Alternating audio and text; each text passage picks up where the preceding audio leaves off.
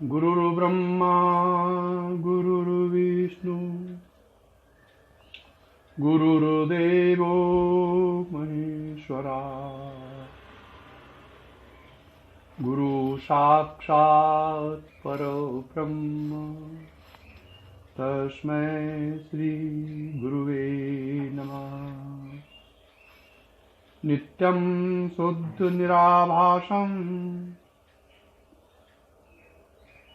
निराकारं निरञ्जनं नित्यबोधचिदानन्दं गुरुर्ब्रह्म नमाम्यहम्। यस्य पादप्रभाद्यस्ता प्रपञ्चो भाति भासुराय तमहं सद्गुरु वन्दे पूर्णानन्द चिदात्मकम्। तमहं सद्गुरु वन्दे पूर्णानंद चिदात्मकम्। ओम श्री गुरु चरण सरोज रज, श्री गुरु चरण सरोज रज, निज मन मुकुर सुधार। हर बरनहु रघुबर विमल जस, जो दायक फल चार।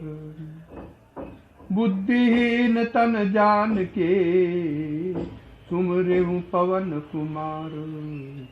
हर बल बुद्धि विद्या दे, मोहि हरहु क्लेश विकार। सद्गुरुदेव श्री देवेंद्र विज्ञानी जी महाराज के चरण कमलों में प्रणाम करते हुए विवेक चूड़ामणि का 137वां श्लोक से प्रवचन प्रारंभ किया जा रहा है। कल 1 से 36 तक प्रवचन हो गया था, जिसका अंतिम प्रश्न था कि जिस प्रकार घट के टूटने पर घट के भीतर का आकाश उस महाकाश में विलीन हो जाता है, उसकी पृथकता समाप्त हो जाती है, उसी प्रकार या किसी में विलीन नहीं होता। कौन? ये जो साक्षी तत्व है, शुद्ध स्वरूप आत्मा जो है। विलीन होने पर दो होना आवश्यक है, जबकि वही एक तत्व सर्वत्र है, तो कौन किसमें विलीन हो। अब आगे का है, प्रकृति विकृति भिन्ना, प्रकृति विकृति भिन्ना, शुद्ध बोध स्वभाव, सदा सदित शेषम भासयन्ति निर्विशेष। विलसति परमात्मा जागृतादि अवस्था, स्वः महामिति साक्षात् साक्षी रूपेण बुद्धि। प्रकृति और उसके विकारों से भिन्न,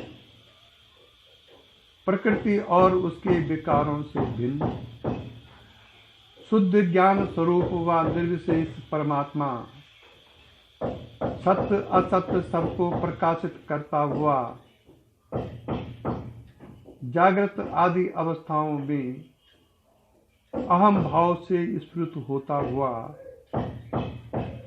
बुद्धि के साक्षी रूप से साक्षात विराजमान है।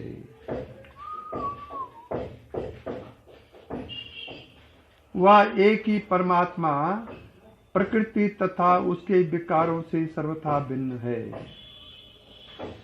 वह शुद्ध ज्ञान स्वरूप एवं निर्विशेष है, जो सत्य एवं असत्य सबको प्रकाशित करने वाला है, तथा वही जागृत आदि अवस्थाओं में अहम भाव से स्फुरित होता है, तथा बुद्धि का भी साक्षी है, तथा बुद्धि का भी वो साक्षी है। वह अच्छी से अच्छी चीजों को भी प्रकाशित वही करता है, और खराब से खराब चीजों को भी प्रकाशित वही करता है। इस संसार में न कोई अच्छा है न कोई बुरा है, लेकिन हमारे मन की प्रतिकूलता वो बुरा बना देती है, मन की अनुकूलता उसको अच्छा बना देती है।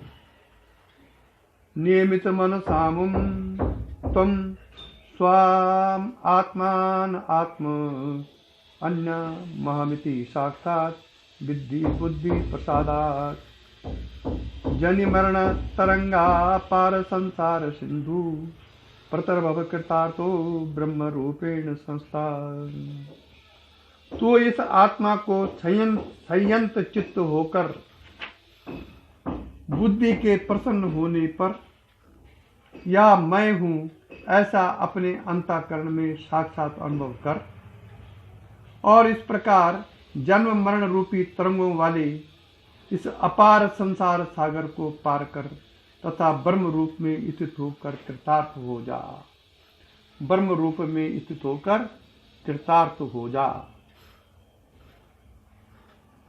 इस संसार सागर से पार होने अर्थात मुक्ति का एक ही उपाय है कि इस आत्मा का अनुभव अपने अंतःकरण में करके इसे ही अपना स्वरूप समझें तथा इसी में स्थिति हो जाए। अत्रानात्मन्य अहमिति मतिर्बंध सत्स पुंसा प्राप्तो ज्ञानाजन मरण क्लेश संपात हेतु ये नहीं वायम बभुरमिदं सत्सत्य मिथ्यात्म बुद्ध्या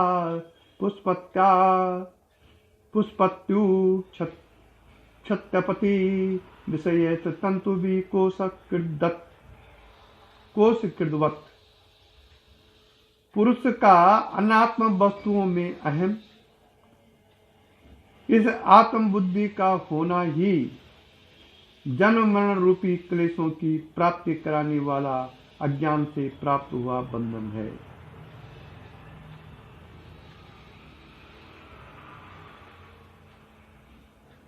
जिसके कारण यह जीव इस असत शरीर को सत्य समझकर इसमें आत्मबुद्धि हो जाने से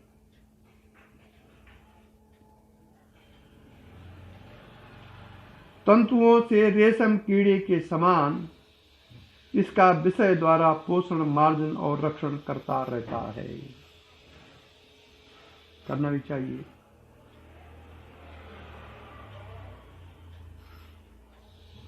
मनुष्य मुक्ति चाहता है तो उसे यह जानना आवश्यक है कि बंधन क्या है।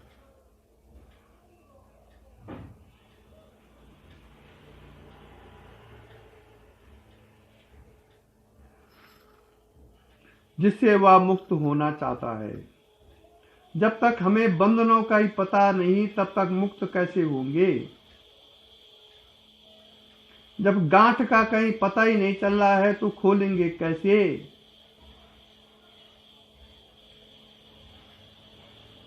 ये बंधन जो है कोई स्थूल बंधन तो नहीं कि आपका हाथ में हाथ मुड़ा हुआ है तो उसको ठीक करने से ये मुक्ति मिल जाएगी। कोई स्थूल बंधन तो है नहीं ये, बल्कि अज्ञानवश मनुष्य ने स्वयं निर्मित किए हुए हैं ये बंधन। ये भगवान की तरफ से कोई बंधन नहीं है। अज्ञान के कारण हमने अज्ञान के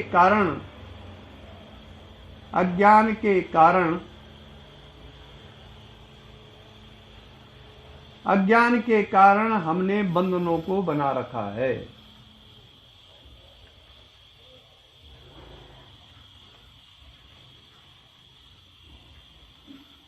और स्वयं हमने निर्मित किए हुए ये बंधन। मनुष्य का आत्म तत्व ही उसका मुख्य स्वरूप है।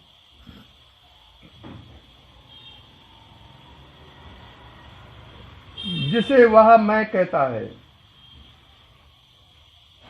वास्तविकता तो यह है, किंतु अज्ञानवश वह शरीर मन बुद्धि इंद्रियां आदि को मैं कहने लग गया है, जो अनात्म तत्व है।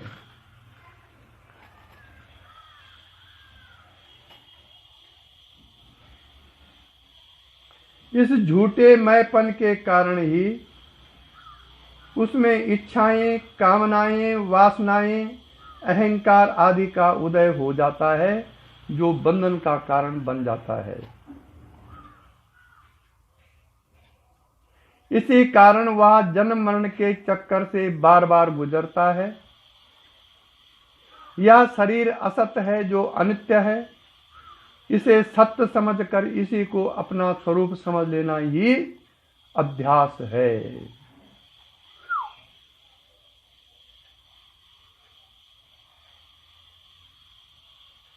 जिस प्रकार रेशम का कीड़ा स्वयं धागा निकालकर उसी के कारण अपने प्राण गंवा देता है, उसी प्रकार मनुष्य भी अपने ही अज्ञान से निर्मित बंधनों में फंसकर बार बार जन्म मरण का क्लेश भोगता है। वह शरीर पोषण में ही रहकर यह महान क्लेश भोगता है। अतस्मिन् तद्बुद्धि प्रभवति विमूढ़स्य तमसा विवेका भावद्वय स्फुरति भुजगे रज्जु भीषणा ततो अनर्थवार्तो निपतति क्षमा दातुर्दिकस्ततो यो सद्ग्राह सही भवति बंदा शृणु सखे।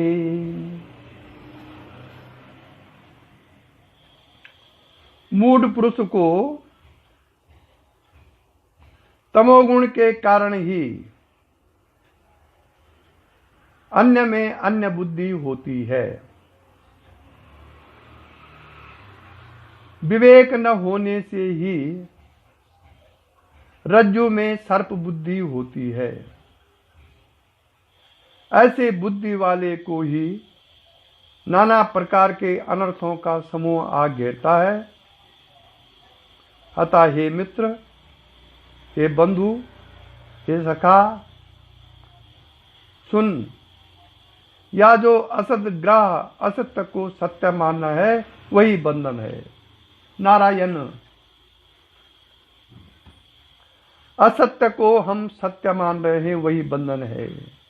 संसार असत्य है, परिवर्तनशील है, लेकिन हमारी उसके प्रति सत्यत्व बुद्धि है, यही बंधन है।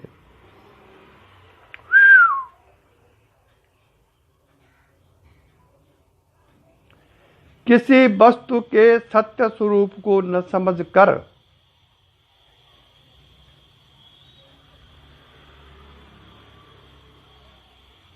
उसके अन्य स्वरूप को सत्य समझ लेना मूढ़ों का कार्य है, जो तमोगुण के कारण होता है। जैसे रस्सी को सर्प समझकर उससे भयभीत होना, किंतु विवेक बुद्धि वाला जब उसके वास्तविक स्वरूप को समझ लेता है कि यह सर्प नहीं बल्कि रस्सी है, तो उसका सारा भय दूर हो जाता है।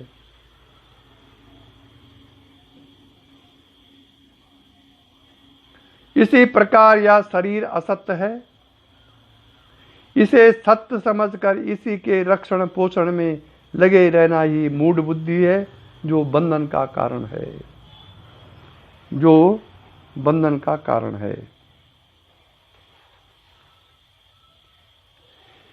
इसे विवेक द्वारा ही दूर किया जा सकता है। कि कैसे विवेक होना चाहिए कि यह शरीर तेरा वास्तविक स्वरूप नहीं है, बल्कि आत्म तत्व ही तेरा असली स्वरूप है। इस विवेक ज्ञान के बाद फिर बंधन का कोई कारण नहीं रह जाता। अखंड नित्याद्वय बोध शक्त्या स्फुरंत आत्मान अवानंत वैभवम समावृणोत्यावृत शक्तिरेषा तमो महिरावुरी वार्क बिंबम। यह आत्म तत्व अखंड नित्य एवं अद्वय है। इसके दो स्वरूप हैं ही नहीं। संपूर्ण सृष्टि इसी का विस्तार मात्र है। यही एकमात्र ज्ञान स्वरूप है तथा अखंड ऐश्वर्य संपन्न है। जिसका ऐश्वर्य न कभी नष्ट होता, न धूमिल होता है, न विकार को ही प्राप्त होता है। किंतु इस मनुष्य को तमोमयी आवरण शक्ति इस प्रकार ढक लेती है जैसे सूर्यमंडल को ग्रहण के समय राहु की छाया ढक लेती है। इस तमोगुणी शक्ति के कारण ही मनुष्य प्रत्यक्ष दर्शन नहीं कर सकता एवं अनित्य वस्तुओं को सत्य मानने लग जाता है। जब इस तमोगुण का आवरण हटता है तभी उसके वास्तविक स्वरूप को जाना जा सकता है। तिरोभीते तिरोभूते स्वात्मन्या मल तरते जीवते पुमा आत्मानं मोहादमिति शरीरम कलयति तथा काम क्रोध प्रवृत्ति विरमो बंधन गुणै परम विक्षेपाख्या रजस उरु शक्तिर्व्यतीयति। तमोगुणी शक्ति के कारण जब आत्म तत्व छिप जाता है तो मनुष्य इस अनात्म शरीर को ही अपना स्वरूप मानने लग जाता है तथा इसी को वह मैं कहने लगता है। आत्म तत्व के ज्ञान के अभाव में ही रजोगुणी विक्षेप शक्ति अपना प्रभाव दिखाती है, जिससे काम क्रोध आदि की वृद्धि हो जाती है जो बंधन का कारण बन जाती है। महामोह ग्रहाग्रसन गलितात्मा व गमनो दीयो नानावस्थां स्वयं पीनयन तद्गुणतया अपारे संसारे विषया विषपूरे जले निदौ निमज्जोन्मज्जायं भ्रमति कुमति कुत्सित गति। जब आत्म तत्व तमोगुण के कारण त्रोहित हो जाता है तब रजोगुण की विक्षेप शक्ति अपना प्रभाव दिखाती है।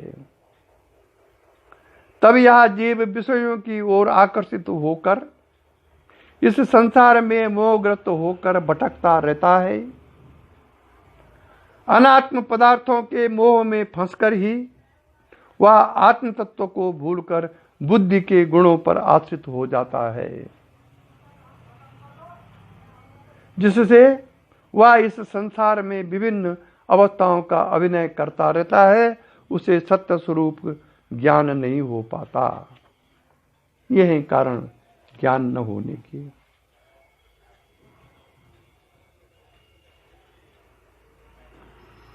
अब भानु प्रभांस जनिता भ्रपंतिर्भानुम तिरोदया विजृंभते यथा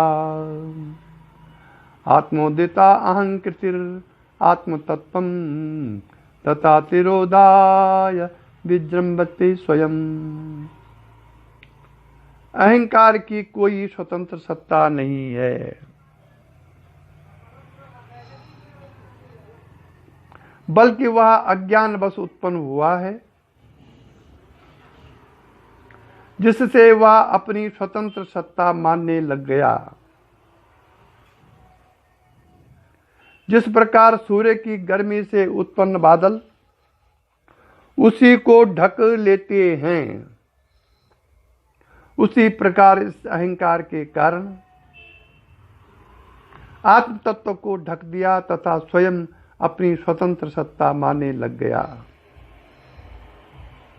इसी अज्ञान के कारण आत्मा एवं जीव में उसे भेद ज्ञात होने लगा।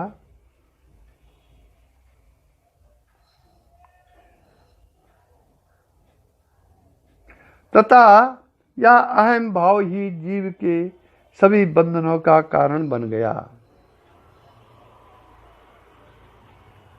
आत्मबोध के लिए इस मिथ्या एवं अज्ञान जनित अहंकार को नष्ट करना ही एकमात्र उपाय है।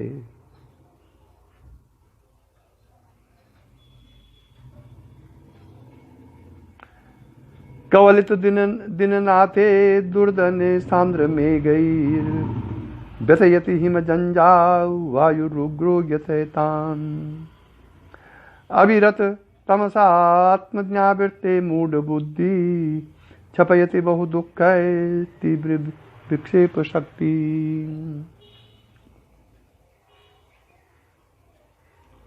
अहम भाव के उदय होने पर आत्म तत्व तिरोहित हो जाता है, जिससे बुद्धि पर तमोगुण का प्रभाव बढ़ जाता है तथा इसी से मूढ़ पुरुष में कई प्रकार की विक्षेप उत्पन्न हो जाते हैं, जिससे नाना प्रकार के दुखों का जन्म होता है एवं मनुष्य इनसे आजीवन संतप्त रहता है। ये सभी दुख आत्मज्ञान के अभाव से उत्पन्न होते हैं।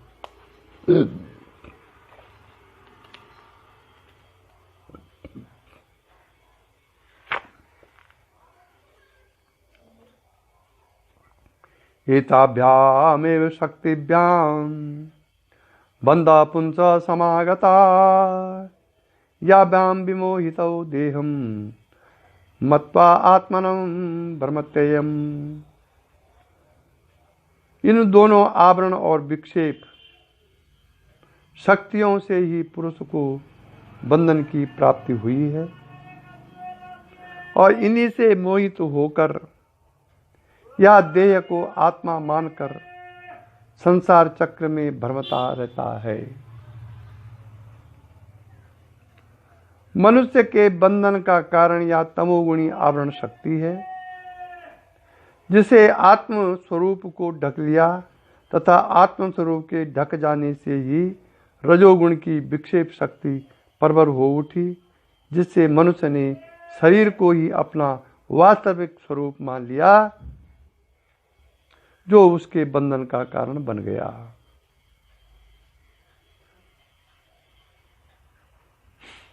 इसी अज्ञान के कारण वह संसार में बार बार जन्म मृत्यु का अनुभव करता है। अब है बंध निरूपण, बंधनों का निरूपण। बीजम संस्कृति भूमि जस्य तुतमो देहात्म धीरंकुरु रागा पल्लव बंबु कर्म तु बपू स्कंदो सब साकिका अग्राणीन्द्रिय संगतिश्च विषया पुष्पाणि दुःखम फलम नाना कर्म समुद्भवम बहुविधम भोक्तात जीव खगा। संसार रूपी वृक्ष का बीज अज्ञान है, देहात्म बुद्धि उसका अंकुर है, राग पत्ते हैं, कर्म जल है और शरीर तना है। प्राण शाखाएं हैं, इंद्रियां उपशाखाएं हैं, विषय पुष्प हैं और नाना प्रकार के कर्मों से उत्पन्न हुआ दुख फल है तथा जीव रूपी पक्षी ही इसका भोक्ता है।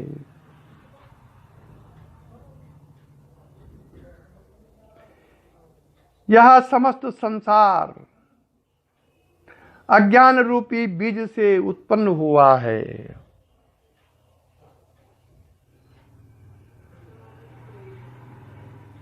आत्मा को भूलकर शरीर को ही अपना स्वरूप समझ लेना ही अज्ञान है।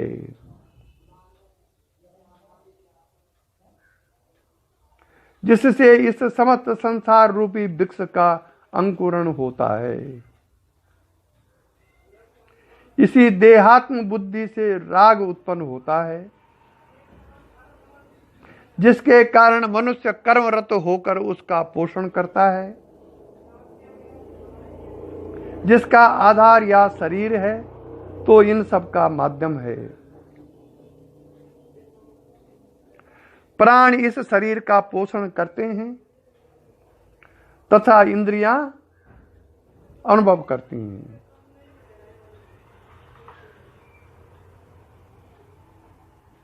इन्हीं से विषय वासनाएं उत्पन्न होती हैं।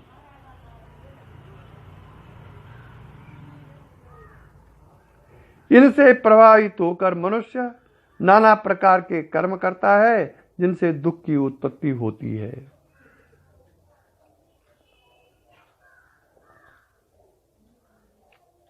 इन दुखों का भोग जीव को करना पड़ता है। यदि इस अज्ञान रूपी बीज को पनपने ही न दिया जाए अथवा उसे अंकुरित होने का अवसर ही न दिया जाए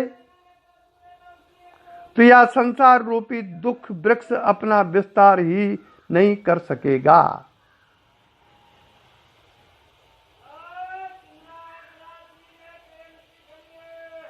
और न इन दुखों के फल ही जीव को भोगना पड़ेगा। इसलिए अज्ञान से मुक्ति ही एकमात्र दुख निवृत्ति का उपाय है।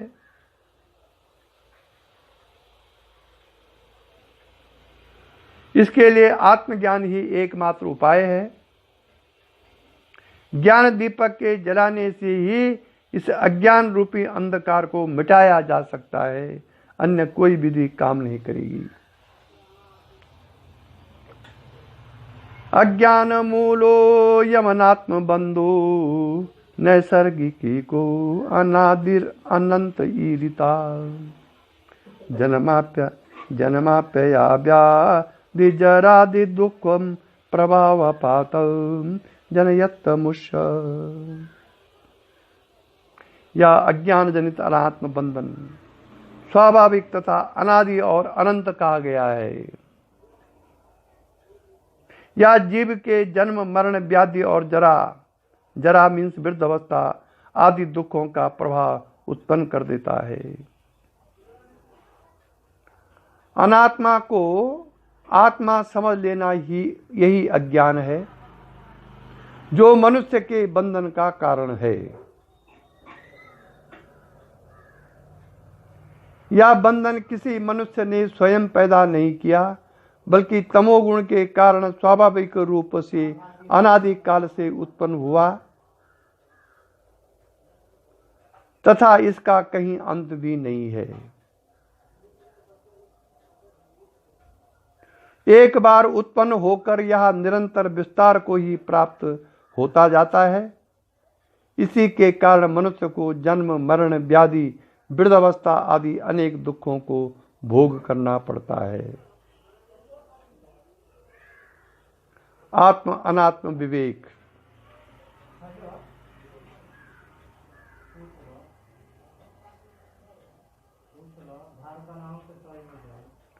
नास्त्रैन शस्त्रैन नीलेन वह्निहनाय छेतुम न शक्यो न च कर्म कोटिवी विवेक विज्ञान महासेना बिना धातु प्रसादेन सितेन मंजुना।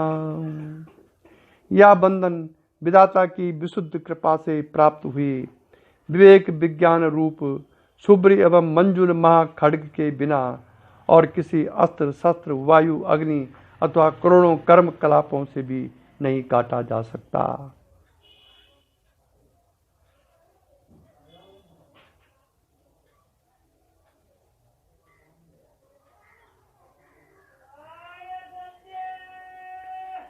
यह बंधन चूंकि स्थूल नहीं है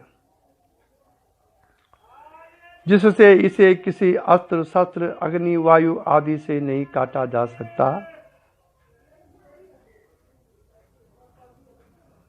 न किसी प्रकार के क्रियाकलापों एवं कर्मकांड से ही काटा जा सकता है। जिस प्रकार अंधकार को किसी विधि विधान कर्मकांड पूजा पाठ हवन मंत्र आदि से दूर नहीं किया जा सकता, प्रकाश का लाना ही एकमात्र उपाय है।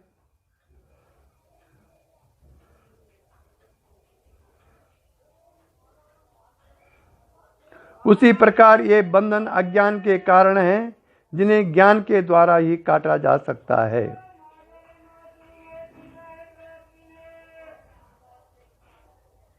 यह शुद्ध आत्मज्ञान भी भगवत कृपा से ही प्राप्त होता है, अन्य किसी प्रयास से नहीं। भगवान की कृपा हो जाए तो ये बंधन कट जाएगा, और भगवान की कृपा न हो तो अपने प्रयासों से ये नहीं कटेगा।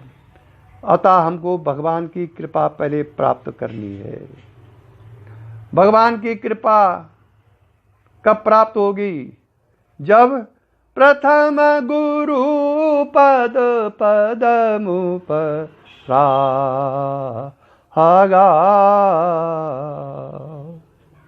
तुलसीदास। प्रथम गुरु पद पदमु परागा। सुरुचि सुरुचि सुवास सुमति अनुरागा।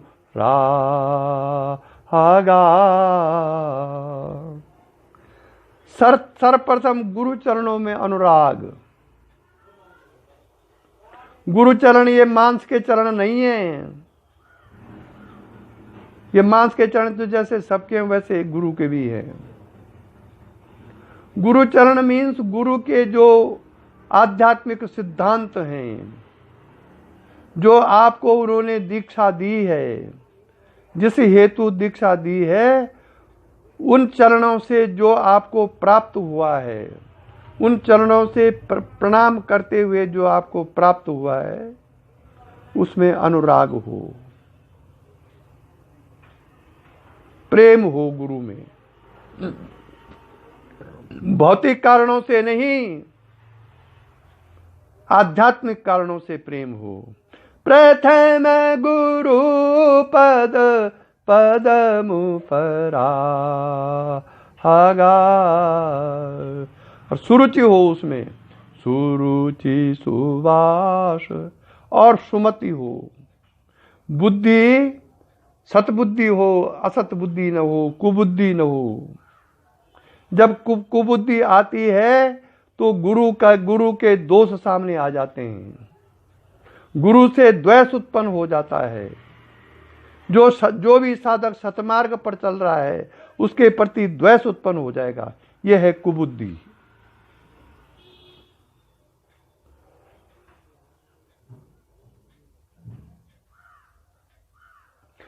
समझ लो, जिस साधक के जीवन में ये बात आ गई है, संतों के प्रति, जो वास्तविक संत हैं, भेषधारी संत नहीं, वास्तविक जो संत हैं जिनको आत्मानुभूति हो गई है, उनके प्रति द्वेष बुद्धि रखना, उनकी आज्ञा का उल्लंघन करना, उनके प्रति मनुष्य बुद्धि रखना, इसको बोलते हैं कुबुद्धि।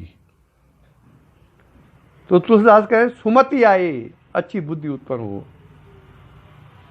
तब प्रथम गुरु पद पदम परागा, सुरुचि सुभाष सुमति अनुरागा, तब भगवत कृपा होगी। क्योंकि भगवान डायरेक्ट कृपा किसी को नहीं करते, ये सत्य है। बोलने के लिए कुछ बोल दो तुम।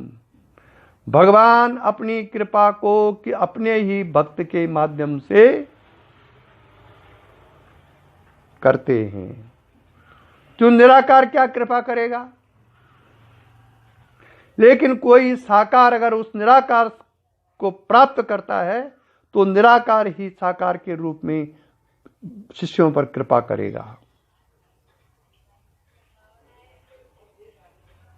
और जब ऐसा होगा तो तब भगवान की कृपा प्राप्त होगी। अर्थात गुरु का जितना बड़ा महत्व है अद्वैत और निराकार को प्राप्त कराने में।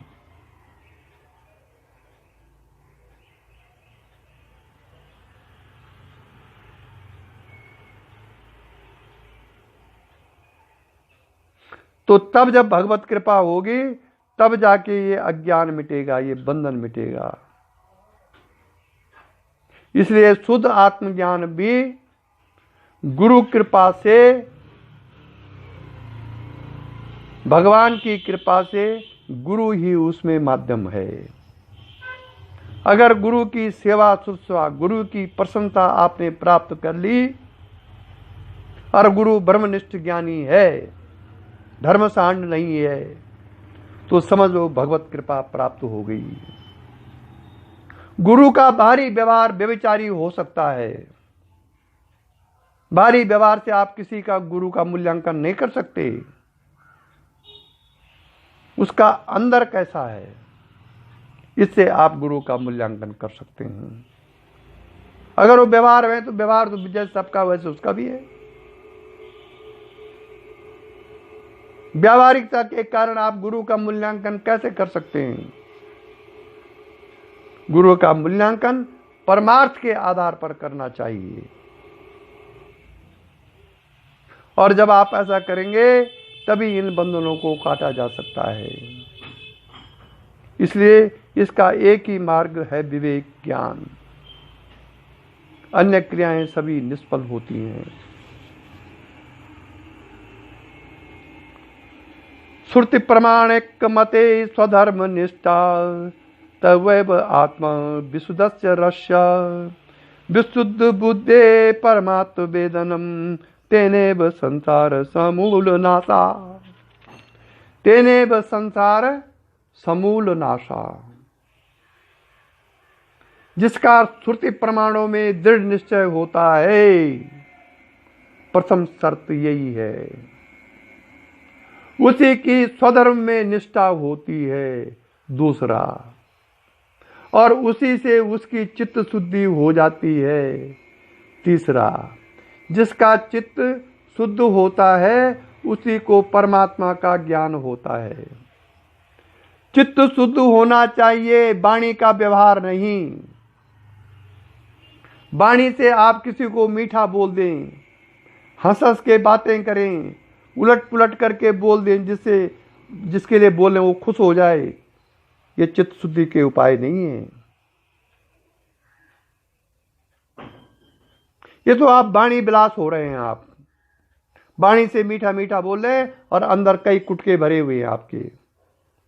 यही है सबसे बड़ा अधोगति ले जाने का मार्ग।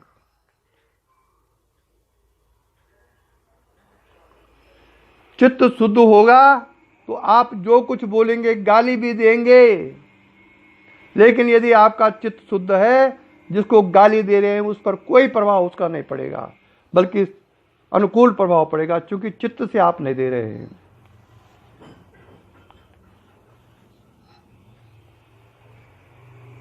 और जब चित्त शुद्ध होगा तो उसी पर परमात्मा का प्रकाश पड़ेगा,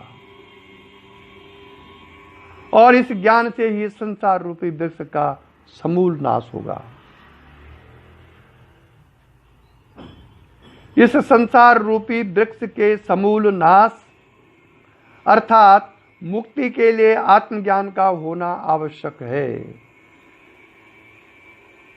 यह आत्मज्ञान ही परमात्मा का ज्ञान है, जिसकी अनुभूति शुद्ध चित्त में ही होती है। जिस प्रकार शुद्ध विक्षेप रहित जल में ही चंद्रमा का बिंब दिखाई देता है, उसी प्रकार सभी प्रकार के विकारों से रहित शुद्ध निर्मल चित्त में ही आत्मस्वरूप का अनुभव होता है। चित्त शुद्धि के जो उपाय श्रुतियों में दिए गए हैं, उनमें दृढ़ निष्ठा रखकर उनके अनुसार आचरण करना आवश्यक है।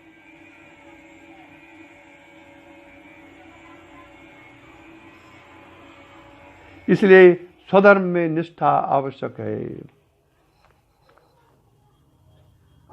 कोशैरन्नमयाद्य पंचाभिरात्मा न संवृतो भाति निज शक्ति समुत्पन्ने शैवाल पटल ऐरि वाम्बु वापिस्तम। क्या है? अन्नमय आदि पांचों कोशों से आवृत हुआ आत्मा अपनी ही शक्ति से उत्पन्न हुए शैवाल पटल से ढके हुए वापी की जल की भांति नहीं भासता।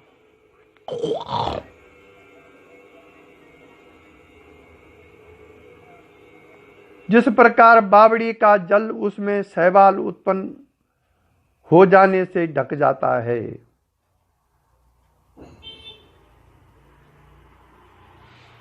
जिस प्रकार बावड़ी का जल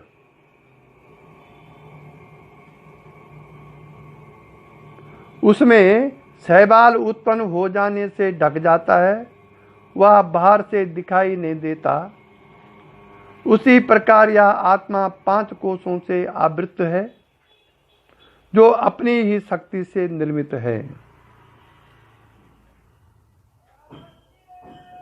इसलिए इन कोशों को दूर किए बिना अथवा इनके आवरण को हटाए बिना उसका ज्ञान नहीं हो सकता। ये कोश है अन्नमय, प्राणमय, मनोमय, विज्ञानमय और आनंदमय।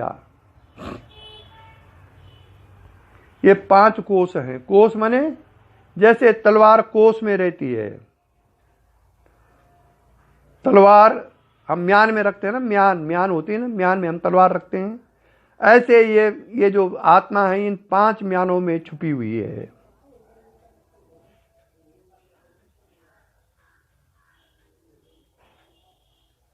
तच्छय बालपनया सम्यक सलिलम प्रतीयते शुद्धम तृष्णा संतापहर सद्य सौख्यम परद परम पुंसा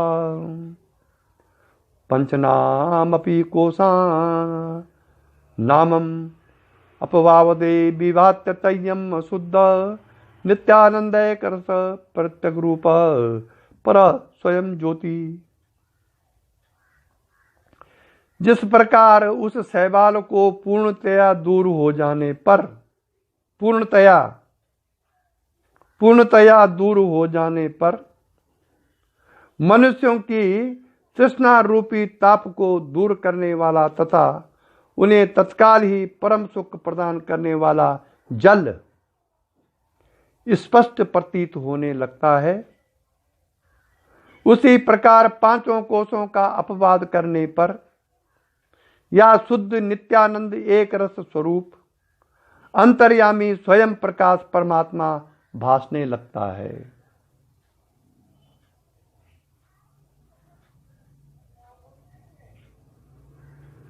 जिस प्रकार शैवाल के हटाने पर ही शुद्ध जल प्राप्त किया जा सकता है। शैवाल तो समझते हैं ना आप, पानी के ऊपर जो छाई वो पड़ी रहती, काई पड़ी रहती है, हरी काई, जिसको आप एक बार हटाएंगे तो थोड़ी देर में वो वैसी हो जाएगी।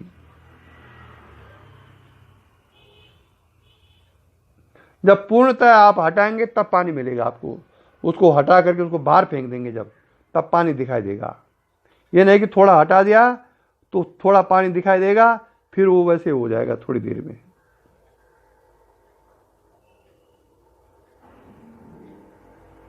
जिस प्रकार शैवाल को हटाने पर ही शुद्ध जल प्राप्त किया जा सकता है, उसी प्रकार इन 5 कोशों को पार करके ही उस शुद्ध एक रस स्वयं प्रकाश नित्य आनंद स्वरूप आत्मा का ज्ञान होता है। जब 5 कोशों को आप चेतना को अलग हटा देंगे उन 5 कोशों से, तथा उसी ज्ञान के बाद मनुष्य को मुक्ति लाभ मिलता है।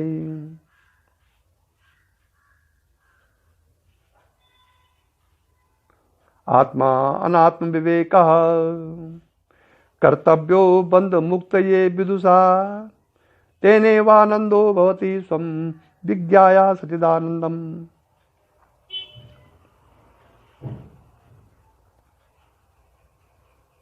बंधन की निवृत्ति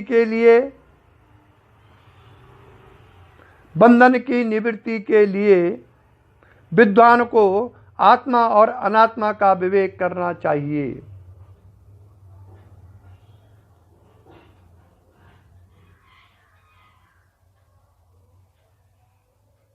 उसी से अपने आप को सच्चिदानंद रूप जानकर वह आनंदित हो जाता है। आत्मा और अनात्मा का विवेक आत्मज्ञान के बाद ही होता है। अब देखो क्या करेंगे आप, एक तरफ बोल रहे हैं कि आत्मा और अनात्मा का विवेक करना चाहिए, और दूसरी तरफ बोल रहे हैं कि ये आत्मा अनात्मा का विवेक आत्मज्ञान के ही बाद होता है। अब यह है शास्त्र जिसमें हमको नहीं उलझना है। इसलिए विद्वान पुरुष को इसे जानकर बंधन मुक्ति का उपाय करना चाहिए।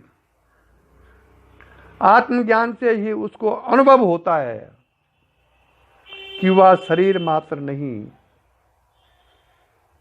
बल्कि सत्य चैतन्य एवं आनंद स्वरूप आत्मा ही है, जो निज का स्वरूप है। अन्य सभी स्वरूप अनात्मा है जो मिथ्या है, इसी से उसे आनंद प्राप्त होता है। जिस घड़ी आप अकारण ही आनंद प्राप्त कर रहे हैं अपने अंदर, शक्तिपात साधकों के अनुभव प्राय होते हैं, उस घड़ी आप ये समझ पाते हैं कि आत्मा अनात्मा का विवेक हो रहा है। जब आत्मा अनात्मा का विवेक शक्ति ने किया, तभी तो आपको बिना कारण के आनंद की अनुभूति हो रही है अपने अंदर। इसी को प्रैक्टिस में आगे लाइए तो आपको परमानेंट आनंद प्राप्त हो जाएगा। श्रीमन नारायण जी। पर कौन करेगा?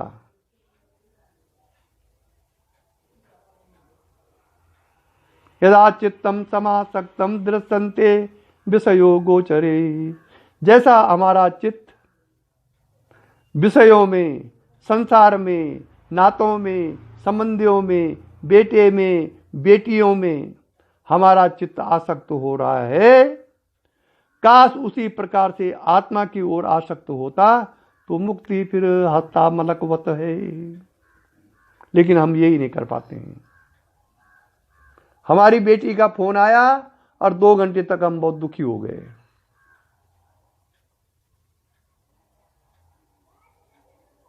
आत्मा से हम 6 घंटे तक अलग हो गए। संसार में हमको कोई दुख नहीं है, बल्कि हम रस ले रहे हैं संसार में। फिर कहां से होगा?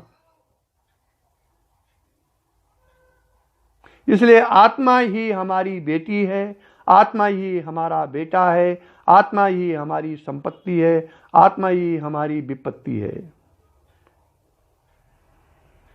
आत्मा से अगर गिर गए तो विपत्ति ऑटोमेटिक आ गई। इसलिए संसार में जितने भी दुख हैं, वो दीक्षा न लेकर के साधना न करना, यही दुख महादुख में पलट जाते हैं।